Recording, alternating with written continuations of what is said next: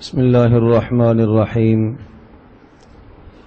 عن ابن عباس رضي الله تعالى عنهما قال: فرض رسول الله صلى الله تعالى عليه وسلم صدقة الفطر طهرة للصائم من اللغو والرفث وطعمة للمساكين، فمن أداها قبل الصلاة فهي زكاة مقبولة، ومن أداها بعد الصلاة فهي صدقة من الصدقة، أو كما قال عليه الصلاة والسلام.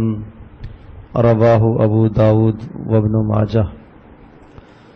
حضرت عبداللہ ابن عباس رضی اللہ تعالی عنہما ارشاد فرماتے ہیں کہ رسول اکرم صلی اللہ تعالی علیہ وسلم نے صدقۃ الفطر کو لازم قرار دیا ہے،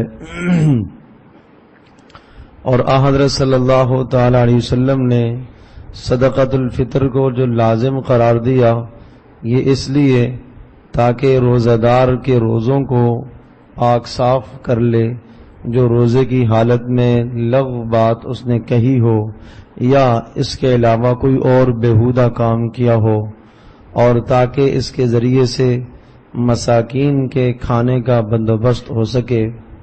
چنانچہ جس نے نماز عید سے پہلے ادا کر دیا تو یہ صدقۃ الفطر اس کے روزوں کی پاکیزگی کا ذریعہ بن جائے گا، اور جس نے عید کی نماز کے بعد ادا کیا تو یہ عام نفلی صدقوں کی طرح ایک صدقہ ہے.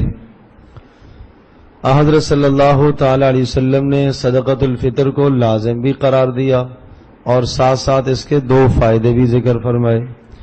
پہلا فائدہ تو یہ ذکر فرمایا کہ روزہ دار یقیناً روزے کی حالت میں اس سے کئی بار لغو کام ہوئے، بیہودہ باتیں اس نے زبان سے نکالی ہوں گی، اسی طرح سے بیہودہ کام اس نے کیے ہوں گے جو اسے نہیں کرنے چاہیے تھے. تو ان تمام بیہودہ کاموں کی وجہ سے، بیہودہ باتوں کی وجہ سے، لغویات کی وجہ سے اس کے روزے پر اثر پڑا ہے. اب اس کے روزے کو پاک اور صاف کرنے کے لیے ضروری ہے کہ وہ عید کی نماز سے پہلے صدقۃ الفطر ادا کر دے. اس لیے صدقۃ الفطر کو مشروع قرار دیا گیا. اور اسی طرح سے دوسرا فائدہ یہ ہے تاکہ غرباء اور مساکین کے کھانے کا بندوبست ہو سکے، ان کے کپڑوں کا بندوبست ہو سکے، اور وہ غرباء اور مساکین بھی آپ کے ساتھ عید کی خوشی میں شریک ہو سکے. تو ان دو وجوہات پر حضرت صلی اللہ علیہ وسلم نے صدقۃ الفطر کو لازم قرار دیا.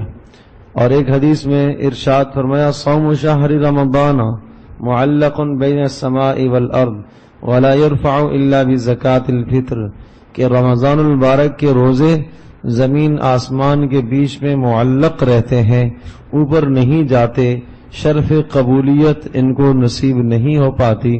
اس وقت تک یہ روزے قبول ہوں گے جب بندہ صدقۃ الفطر ادا کرے گا. اگر صدقۃ الفطر اس نے ادا نہیں کیا تو روزوں کی فرضیت تو ذمے سے اتر جائے گی، لیکن اس پر ثواب اور اجر نہیں ملے گا. اس لیے حضرت صلی اللہ تعالی علیہ وسلم خوب از خود بھی صدقۃ الفطر کا اہتمام فرمایا کرتے تھے اور اپنے صحابہ کو بھی اس بات کا حکم دیا کرتے تھے. ہر آدمی اپنی زندگی کا جائزہ لے کہ جس نے روزے کی حالت میں کتنی لغو باتیں کی ہوں گی، کتنی نامناسب باتیں کی ہوں گی جو اسے نہیں کرنی چاہیے تھی. تو ان تمام کی تطہیر اور پاکیزگی کا ذریعہ صدقۃ الفطر ہے. یہ سمجھو کہ گویا کہ اللہ پاک کا مزید احسان ہے.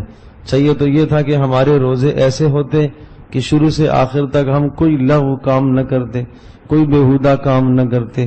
اصل تو یہی ہے، لیکن اللہ کا کرم، اللہ کا احسان، جب اس نے منع بھی کیا کہ بیہودہ کام نہ کرنا، بیہودہ بات نہ کرنا، پھر بھی اگر ہم کر بیٹھے تو اس نے تلافی کا طریقہ بتا دیا، تلافی کا راستہ نکالا، اور وہ یہ کہ آپ صدقۃ الفطر ادا کریں تو روزے کی حالت میں جو لغو کام اور بیہودہ باتیں زبانوں سے نکل گئی ہیں اللہ تبارک و تعالی اس کا کفارہ کر دیں گے اور آپ کے روزے صاف ستھرے ہو جائیں گے. تو اس لیے صدقۃ الفطر خوب دل کھول کر عید کی نماز سے پہلے پہلے اسے ادا کر دیا جائے. چنانچہ آج کل میں بھی اگر کوئی ادا کرنا چاہے تو ادا ہو سکتا ہے. آخری اس کا وقت ہے یعنی عید کی نماز سے پہلے پہلے، اور اصل اس کا جو وجوب ہوتا ہے وہ عید والے دن یعنی چاند رات کے بعد اس کا وجوب آتا ہے، آدمی کے ذمہ واجب ہے. اس سے پہلے بھی اگر ادا کر دیتا ہے تو جب بھی صدقۃ الفطر ادا ہو جائے گا. لہذا اس کی ادائیگی کی کوشش کی جائے. اللہ پاک ہم سب کے لیے عمل کرنا آسان فرمائے.